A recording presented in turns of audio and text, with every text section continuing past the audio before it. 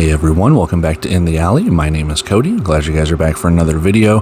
Standalone game for week 12. We've got all of the games on Saturday except for this one. So let's go check it out between Iowa and Green Bay.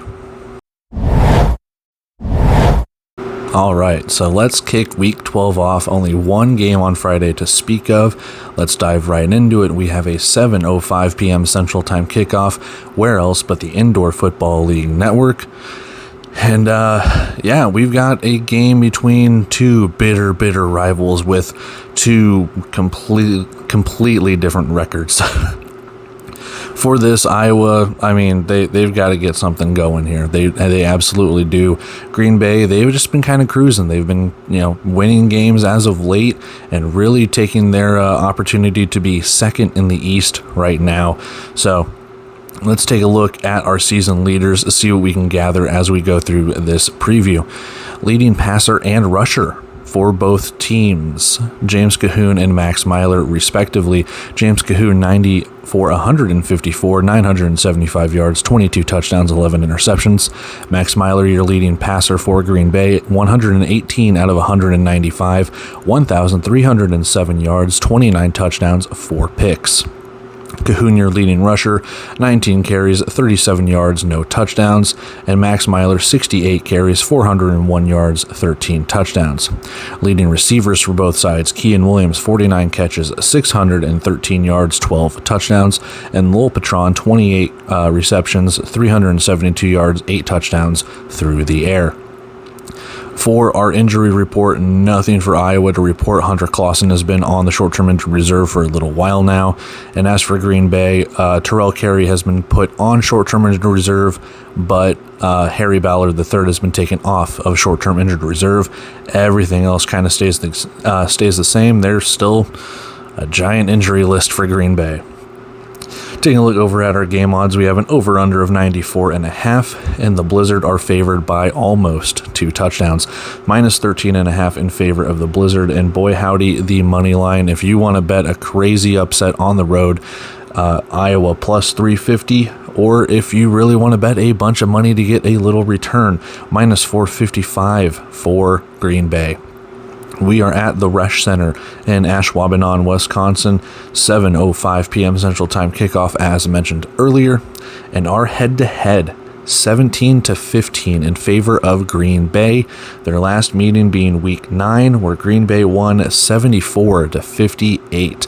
And I know that head-to-head can be a little murky. I know I've said it before, but I'm pretty sure it's 17-15. There have been other articles or reports saying it's different numbers and stuff like that, so that's kind of what I'm basing it off of. And that was a Green Bay head-to-head preview or something like that off their website sometime last year, if I'm not mistaken. So again, correct me if I'm wrong, but I believe it's 17-15. But regardless, they're going to play again. They play 2 or 3 times every season, so more and more opportunities for this rivalry to continue. So with that, let's go take a look at our 25-man roster, bet and prediction. We'll get out of here. All right, 25-man rosters are here. They're going to pop up over my face. We're going to talk about it, so let's go. Taking a look at the away side first, for Iowa, James Cahoon and Grant Rohak are going to be your quarterbacks. I believe it's Rohak or Rohach, regardless. Those are your 2 quarterbacks. I believe Cahoon is going to start. For the wide receivers, and boy howdy do they have a lot of wide receivers, because Alfonso Graham has been released. Keyshawn Taylor, Kean Williams, Jalen Bracey, Caleb Hood, Raheem Harvey, but new signee Joe Nowden with former Strike Force, former Bay Area, and Travis Jay rounding out that wide receiving core. Offensive line stays the same: Castaneda, McLean, Fay, and Williams. On the defensive side of the ball, Patrick Godbolt, Joshua Ellison, Tyler Tate, Jared Johnson. Linebackers, Kadri Jackson and Ja'Cory Johns. And then 2 new additions to the secondary, but Caleb Street, Isaac Duffy, and Jared Sod, with Gabe Amigatcher, former Tucson Sugar Skull, as of just this season. Just a couple weeks ago, a couple months ago, I guess, he was with Tucson. and Cameron Mitchell-Johnson rounding out that secondary. Your kicker is Gabriel Ruby, and we take our turn over here at Green Bay. TJ Davis and Max Miley, the quarterbacks. Max Miley, your starter. TJ Davis hasn't played too much quarterback because he's been the running back, wide receiver, and got everything else from offensive coordinator to popcorn vendor to anything, it seems. Wide receiver, Jalen Cagle. And then your wide receiving core for the Blizzard, Andre Williams, Lil Patron, Harry Ballard III, and Jazarick Peterson. Rounding out the offensive line, Devin Johnson, Jake Parks, Kaderi Counta, and Andrew Carter. On the defensive line, Devin Rice, Rafiq Abdul-Wahid, Tremont Lofton, Allen Henry, Sean Mustin. The linebacking core, Andre White and Jalen Johnson. And in the secondary, Nigel Canada, Mamadou Mbai, Kevin Ransom II, Isaiah Jacobs, Cale Jackson Jr., Naeem Alexander, and your kicker for the Blizzard, Andrew Mevis. That is your 25-man roster for Iowa, your 25-man roster for Green Bay. Let's go take a look at our bet and prediction, and we will get out of here. All right, so bet and prediction time here. I am going to go over 94.5, and it could just be based on their last game where Green Bay scored 74 points and Iowa scored 58 points. But I also want to say both teams like to score, and both their defenses are not as good to the other team's strength. Green Bay's passing defense leaves a little bit to be desired, and Iowa's passing offense, that's the only thing they do. So of course they're going to be pretty good at it since they don't run the ball. And if Iowa can get that passing game going, they are very prone to backdoor covering. They're very prone to getting 20, 30 points in that fourth quarter when garbage time is there if Green Bay is already up big.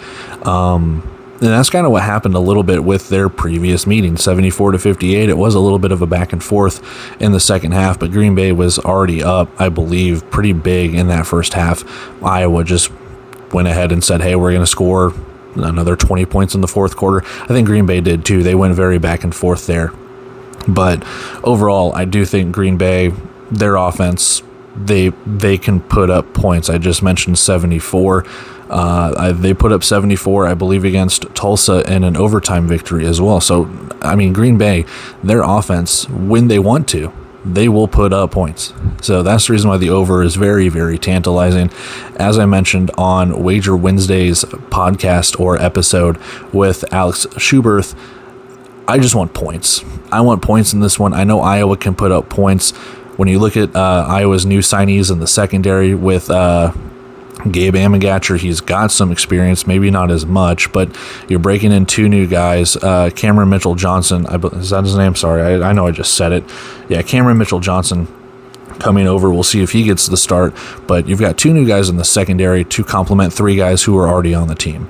If you can exploit that new signee, and I know they've had a bye week to kind of get acclimated to the team and things like that, but if that's something that Green Bay can pick on with their wide receiving core, you know, they bring back Harry Ballard, a lot of experience there.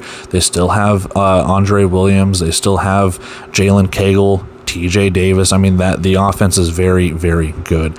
Can both defenses just kind of lay down for a little bit? You know, we know Green Bay's defense can step up, and we know Iowa's defense at times can step up. But is this going to be just a nice back and forth affair? It's just going to come down to they have to score.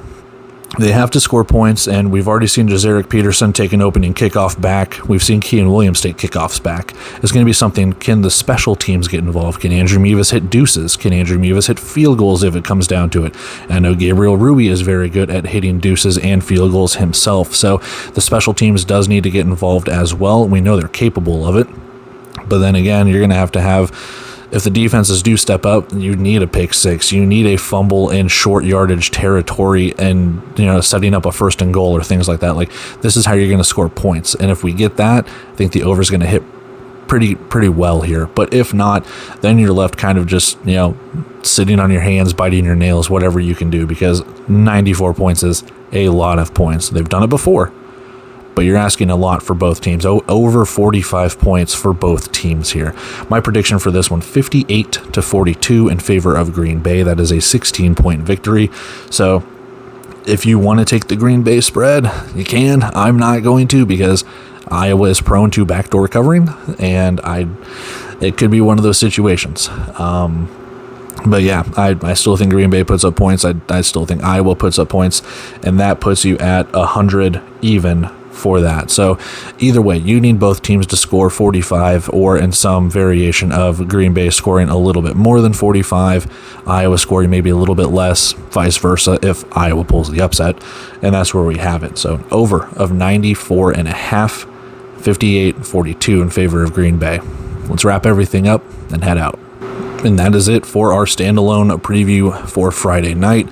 It should be a fun one. Iowa needs this win in order to kind of just tread water, go to 2-7, and salvage whatever of a season that they can. You know, if Iowa goes on a tear and wins the rest of their games, the best that they can do is 9-7. That, I don't know if that's good enough for a playoff spot, but respectable. I don't see it happening. For Green Bay, they need this win because they need to stay within striking distance of Quad City, Jacksonville, and Tulsa, and what is a very, surprisingly now, compact Eastern Conference and those top 4 seeds. Now, there are some teams that are kind of vying for it underneath, like Massachusetts, but in order to keep on winning, this could give you win number 7, and I wouldn't say lock up a playoff spot, but I mean, whoever can do the percentages like ESPN does with the percentage playoff locks for NBA or MLB or whatever, like I'm pretty sure it's like an 80%, something along those lines, if Green Bay wins this one. I mean, Fishers and Iowa are both 2 wins and 1 win respectively.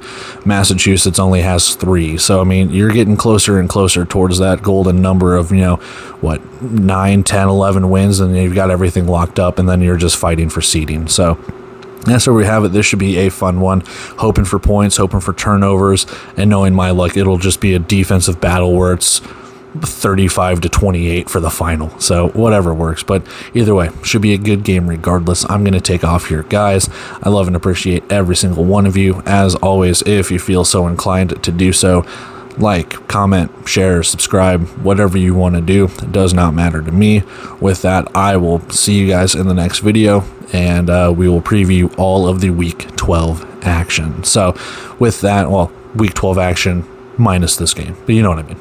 But with that, I'm going to take off here, guys. Again, love and appreciate every single one of you. Until then, see ya.